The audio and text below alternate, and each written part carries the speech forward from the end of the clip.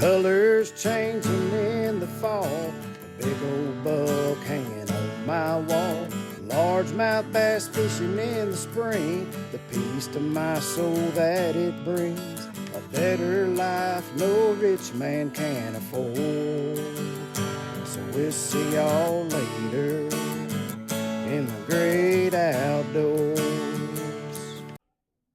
Hey everybody, welcome back to the Rod and Staff studio. Man, it's been a minute. I don't know when's the last time we were actually here, but here we are, and I'm glad you're joining us today.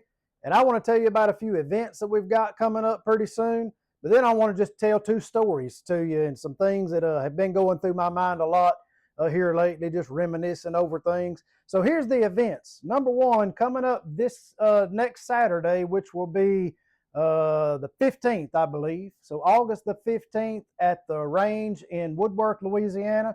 We're going to have Buddies and Bows round 2. It's just a friendly, laid-back competition on a 3D range that our state provides for us. Had a great outturn last time we did this, and we're going to do it again. And if you can join us, come on. There'll be a flyer at the end of the video to show you some details about that.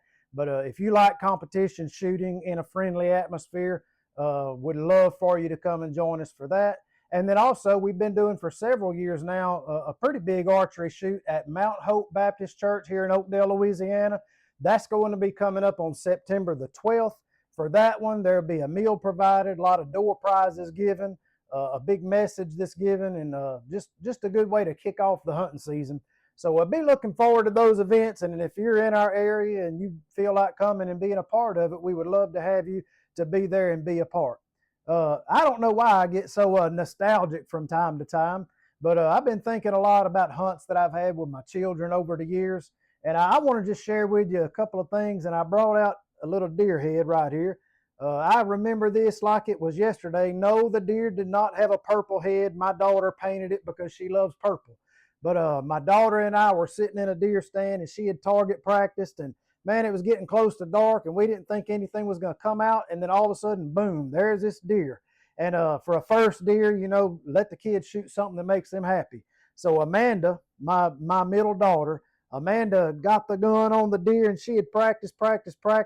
And boy, she shot, boom, and that deer folded and went down. And I tell you, Amanda immediately started crying.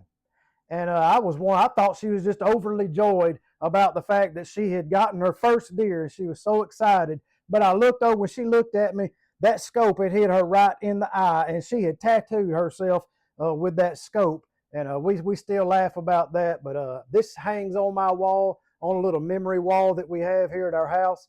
And I think about that a lot, and I'm just thankful for those memories. And now Amanda has kids of her own that are wanting to do the hunting thing, and hopefully they'll get a chance to do that and spend some time with their parents in the outdoors like I did with mine. If you can see this deer right here, this is the second story that I want to tell you about. It's a very nice 10-point deer. And my daughter Ashley and I, we were in the stand, and the way the stand was laid out, it's like she had a pretty big window that she could see out of, and then there was a blind spot for me, and I couldn't see, and I could see over here where she couldn't. Anyhow, I'm sitting there looking where I can see, and all of a sudden she thinks she's tapping me on the leg, but she about knocked my leg off, and all she says is, "Big buck, big buck." And I said, "Where?" And she didn't point or anything. She said, "Right there." So I finally have to move my head all around and figure out. And sure enough, man, there is this dandy of a buck standing, I don't know, it's probably 60 yards across a little food plot, standing under a scrape tree just like it was supposed to be. And man, Ashley, I said, well, just do it like you've practiced. And she got on it, squeezed off, and you know, the deer didn't drop, it ran off. And so in her mind, she's like, "I missed."